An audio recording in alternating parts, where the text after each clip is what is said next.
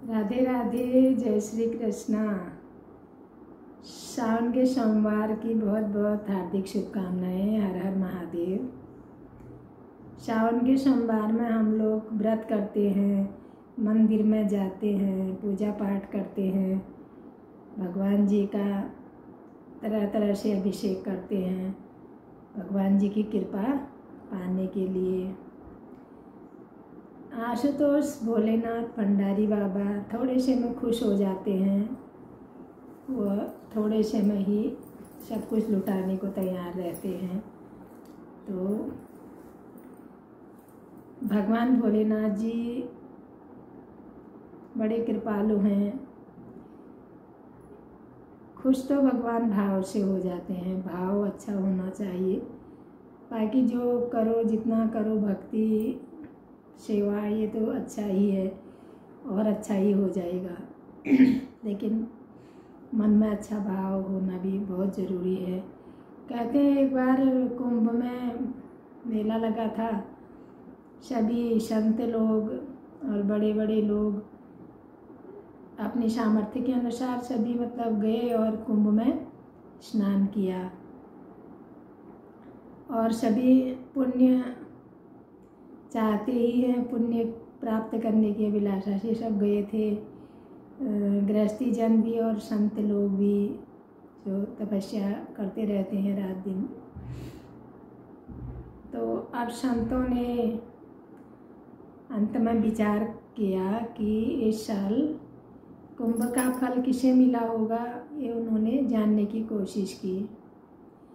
संत ज्ञानी होते हैं, पहुँचे हुए होते हैं, अंतर्यामी होते हैं, उनके ध्यान में ये चीज़ें आ जाती हैं। तो उन्होंने ध्यान लगा के देखा कि इस साल का कुंभ का फल किसके पास गया है। तो संत जैसे ध्यान लगा के देखा तो बड़े दूर गांव का एक गरीब आदमी था, वो नज़रों में आया। तो उन्होंने बोला, ये इतने भक्त आ रखे हैं, इतने संत लोग भी आ रखे हैं, ये मेरी नज़र में कौन आ रहा है। उन्होंने फिर से ध्यान लगा के देखा, वही नज़र में आ रहा था। तो उन्होंने अपने साथियों को ये बातें बताई कि इस साल जो कुंभ का महाफल है वो दूर कोई गांव के किसी आदमी को मिला हुआ है।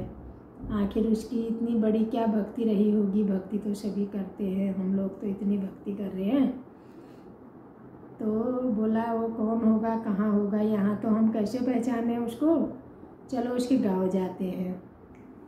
और चार पांच संत लोग जो थे उसके गांव को चल पड़े। अब गांव भी उन्होंने ध्यान में ही देखा होगा। तो जाते जाते उसके गांव में पहुंच गए। गांव जाके गांव के लोगों से उसके घर को भी उन्होंने पता कर लिया कहाँ पर रहता है। और उसके घर में जाके उस आदमी को उन्होंने देखा तो वो बड़ा खुश हो गया। संत महात्मा आए हैं, उसने प्रणाम किया दूर से और उनको बैठने के लिए कहा। तो महात्मा उसको देख के, उसके विनम्रता को देख के खुश हो गए और बैठे। फिर महात्माओं ने बोला कि आपने ऐसा क्या पुण्य किया, ऐसा आपने क्या शुभ कर्म किया कि इस साल जो कुंभ का फल है वो आपको मिला है, हमने ऐसा देखा है। तो वो सोचता ही रह गया। वो बोला कि मैं तो कुंभ में भी नहीं जा पाया इस बार। मैंने जाने के लिए प्रयास तो किया था लेकिन जा नहीं पाया। वो बेचारा थोड़ा डर सा रहा था कि कहीं मेरा उपवास तो नहीं कर रहे हैं।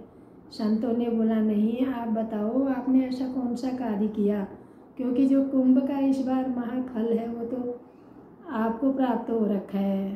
तो आदमी थोड़ा हैरान सा रह गया। तो उसने संतों से हाथ जोड़कर कहा, मैंने ऐसा तो कुछ भी पुण्य नहीं किया। मैंने भी सोचा था कि मैं भी कुंभ में इस बार जाऊंगा और स्नान करूंगा, दर्शन करूंगा, लेकिन जोड़ जोड़ के मैंने पैसा रखा था। अचानक से हमारे गांव में किसी की तबीयत खराब हो गई। वो बेचारा भी बहुत गरीब था, उसके पास इलाज की व्यवस्था नहीं थी।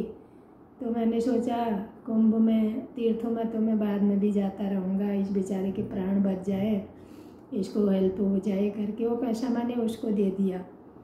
तो संत लोग समझ गए कि मतलब किसी के काम आना, किसी के दुख दर्द को समझना और किसी के दर्द को अपना समझना कितनी बड़ी बात है, कितना बड़ा तीर्थ है।